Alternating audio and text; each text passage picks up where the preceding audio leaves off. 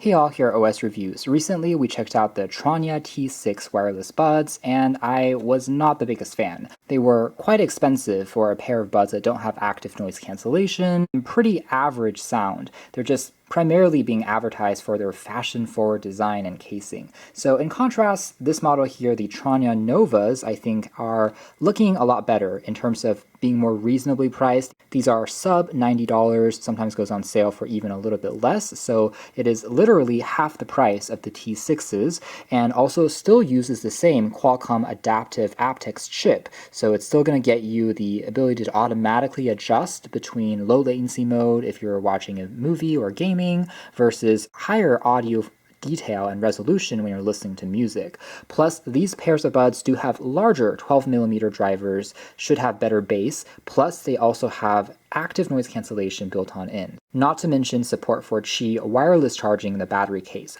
All points that were missing on the T6s by contrast. As for other quick specs, these are going to be rated for splash and rain resistance, so if you're working out, they will survive, and it cancels up to 43 decibels in terms of ANC. It still works with their companion app that you can use to further remap the controls, including volume, and it even claims to have SonicMax as another kind of form of EQ baked directly on the buds themselves, so sound quality should also be a little bit more optimal and well-tuned. So it is shaping up to be a much more ambitious pair of buds. Battery here is rated to last upwards of 9 hours of continuous music listening. With ANC turned on though, that number falls a little closer to 6 hours, and then with the battery case combined, you get 36 hours when on the road. And aside from the Novas themselves, we also get just some spare silicone tips which are color coordinated in this dark blue, and also having a Type-C charging cable if you don't want to use wireless charging, plus just a quick user guide. So a quick look at the buds themselves. They have a fairly conventional kind of egg shape that is round but quite compact, easy to take when on the road. And then we have just the Type-C port for charging there at the bottom, plus the Tranya logo, a reset button on the back that you can also lie down on a wireless charging pad. The status LED light can also be found there at the very top. Opening up the lid, it will immediately turn on to life and connect with your device fairly quickly. They do support multi-point connection as well, so you can pair it with both a phone and a tablet or computer at the same time, and it will intelligently switch back and forth between those sources depending on where your audio is being played from.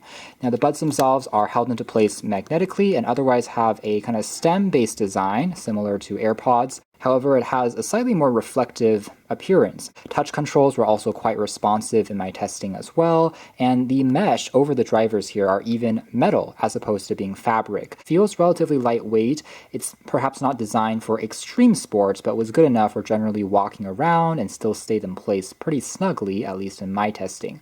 One missing feature on them though would be an ambient sensor for detecting if they're being worn to automatically play and pause the music for you. Now taking a quick look at the companion app, it's still the same one found as on the T6s, so we're able to quickly gauge the battery percentage remaining on the buds themselves. Differences though is we now have a toggle for turning on and off ANC, the ambient mode, aka audio transparency mode, which will let in more sound using the microphones so that you can have a conversation without removing the buds, or turning it completely off can be toggled at the bottom. What is missing though would be a ability for you to go into a high versus low ANC mode, any additional kind of adjustment sliders. 4 presets including a balanced, bass boost, bass reduce, and a vocal boost can be found.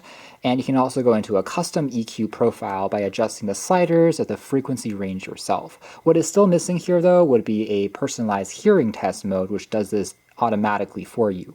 The customizable controls are still here, and we get up to 6 different methods of engaging with the buds, from a single tap all the way to a long press. Tranya, I think, is the only brand that I've ever seen give so many types of controls on their buds. There's also a switch that you can turn on the low latency gaming mode manually, which is also neat because there are some buds out there which use the Qualcomm adaptive chip and rely on the automatic profile to do everything, even stripping you of the freedom of turning it on yourself. So this gives you a little bit more of granular control if you need to. Now moving into audio quality and performance, which is the most important part of any pair of buds, Luckily, the Tranya Novas are quite impressive. Drivers on here are noticeably bigger compared to the T6s, which has a difference when you're listening to bass. They're just much more impactful and provide more of a satisfying thump without being overpowering either, even on the default tuning. Vocals still sounded very clean, and for the most part, sufficient details were being passed through